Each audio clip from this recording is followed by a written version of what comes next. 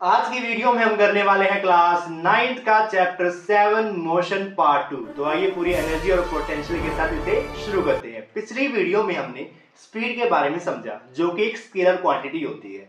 इस वीडियो में हम समझते हैं कि डिस्टेंस और डिस्प्लेसमेंट क्या होता है।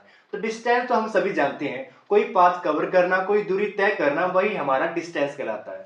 अब मान लीजिए एक आदमी है 6 मिनट चलता है, उसके बाद 2 मीटर और चलता है। तो अगर आपसे पूछ लिया जाए तो इसने कितना पाथ कवर किया, कितना डिस्टेंस कवर किया, तो आप आसानी से कह सकते हैं 6 + 2 = 8 मीटर जो है उसने डिस्टेंस कवर किया। अब डिस्टेंस में डायरेक्शन मैटर नहीं करती, चाहे आप आगे जाए या पीछे जाए, आपने जितना पाथ कवर किया होगा, जितनी दूरी तय की होगी, वही आपका डिस्टेंस या टोटल डिस्टेंस कहलाता है। मान लीजिए एक आदमी है 6 मीटर चलता है और 2 मीटर थोड़ा ऊपर की ओर चलता है, तो इसमें इसकी डिस्टेंस क्या होगी? अब भी इसकी डिस्टेंस क्या होगी? 8 मीटर ही होगी। मान लीजिए आदमी 6 मीटर चलता है, उसके बाद 1 मीटर पीछे की ओर चलता है, तो इसमें कितना इसने पाथ कवर किया है? तो हम आसानी से कह सकते हैं 6 + 1 = 7 मीटर जो है इसने अपना पाथ कवर किया है। ये था हमारा डिस्टेंस की डेफिनेशन। अब समझते हैं डिस्प्लेसमेंट क्या होता है।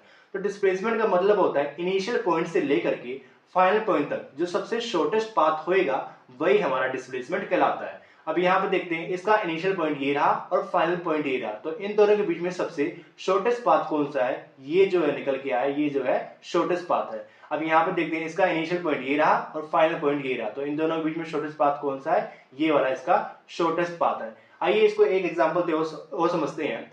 यहाँ पे मान लीजिए एक आदमी है जो कि 5 मीटर चलता है यहाँ पे, और यहाँ पे चलने के बाद वो 5 मीटर वापस कहाँ चला जाता है? अपनी इनिशियल पोजीशन पे चला जाता है। मतलब कि इसकी इनिशियल पोजीशन भी यही है और फाइनल पोजीशन भी यही है। अगर मैं डिस्टेंस की बात करूं तो इसने डिस्टेंस कितना कवर किया है? 5 + 5 = 10 मीटर जो है इसने डिस्टेंस कवर किया है। वहीं मैं डिस्प्लेसमेंट की बात करूं तो डिस्प्लेसमेंट इसका 0 निकल के आएगा। 0 क्यों निकल के आएगा? क्योंकि इसका इनिशियल पॉइंट भी यही है और फाइनल पॉइंट भी यही है, तो 5 - 5 = 0 डिस्प्लेसमेंट इसका निकल के आया। अब मान लीजिए यहाँ पे इसकी यहाँ पे एक इनिशियल पोजीशन है और एक आदमी जो है 5 मीटर चल के जाता है और 3 मीटर जो है पीछे चल के आता है, तो इसका फाइनल पॉइंट यहाँ पे है और इनिशियल पॉइंट यहाँ पे है।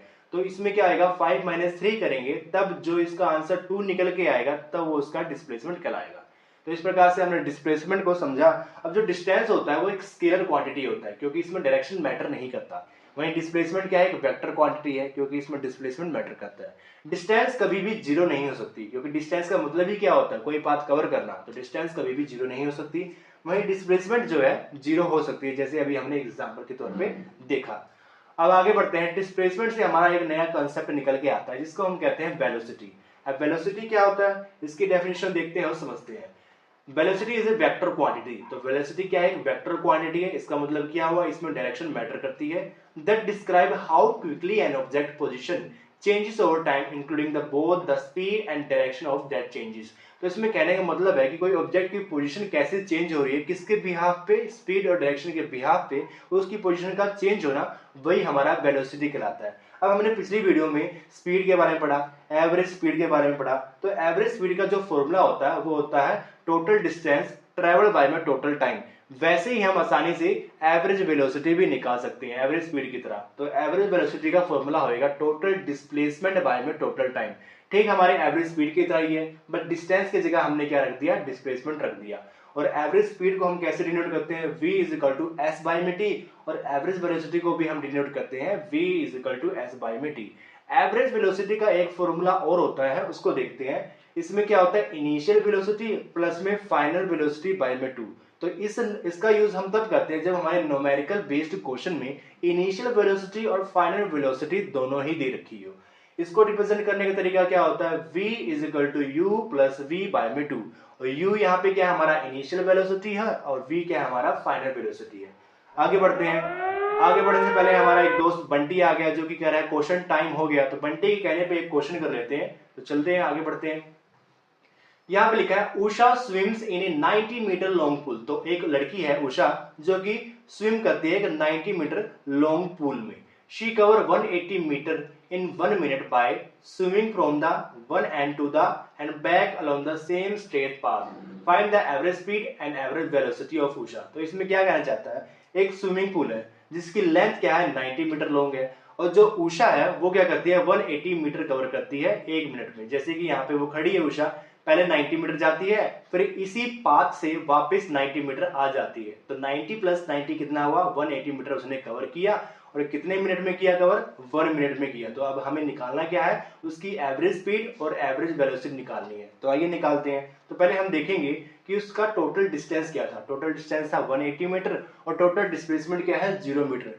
डिस्प्लेसमेंट 0 क्यों हुआ, क्योंकि उषा ने क्या किया, उसकी फाइनल वेलोसिटी जो फाइनल पॉइंट था वही उसका फाइनल पॉइंट भी है और जो इनिशियल पॉइंट है दोनों सेम पॉइंट पे लाई कर रहे हैं, इसलिए इस डिस्प्लेसमेंट क्या हुआ, 0 हो गया। और टाइम की बात करें तो उसने टाइम कितना लिया, 1 मिनट लिया।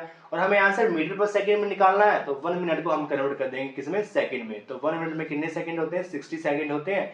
तो हम पहले एवरेज स्पीड का फॉर्मूला पुट करते हैं और निकालते हैं। तो एवरेज स्पीड का फॉर्मूला क्या है, टोटल डिस्टेंस बाय में टोटल टाइम। तो टोटल डिस्टेंस कितनी है, 180 और टोटल टाइम कितना है, 60।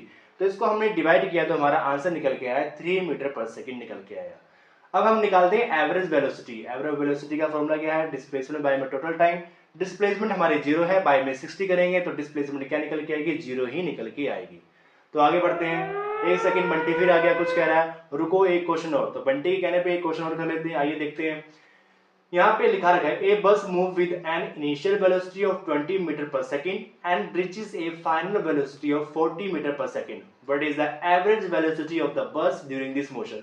तो एक बस है, उसकी इनिशियल वेलोसिटी क्या है, 20 मीटर पर सेकंड है और फाइनल वेलोसिटी भी पहुंचती है तो उसकी वेलोसिटी क्या रहती है, 40 मीटर पर सेकंड रहती है। तो हमें क्या निकालना है, एवरेज वेलोसिटी का फॉर्मूला निकालना है। तो अब हमें ध्यान इसमें ये देना पड़ेगा, इसमें इनिशियल वेलोसिटी भी दे रखी है और फाइनल वेलोसिटी भी दे रखी है। तो मैंने आपको बताया था कि जब इनिशियल और फाइनल वेलोसिटी दे रखी हो तब हम कौन सा एवरेज वेलोसिटी का फॉर्मूला यूज करते हैं।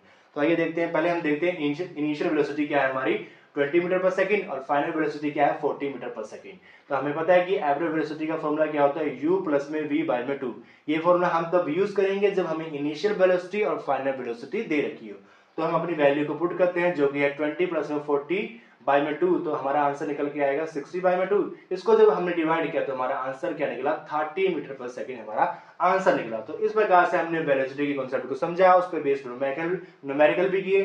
तो हमारा वेलोसिटी का कॉन्सेप्ट जो है यहाँ पे खत्म होता है। तो आपको नेक्स्ट वीडियो में एक्सेलरेशन के बारे में समझाऊंगा। तब तक के लिए bye bye and thank you.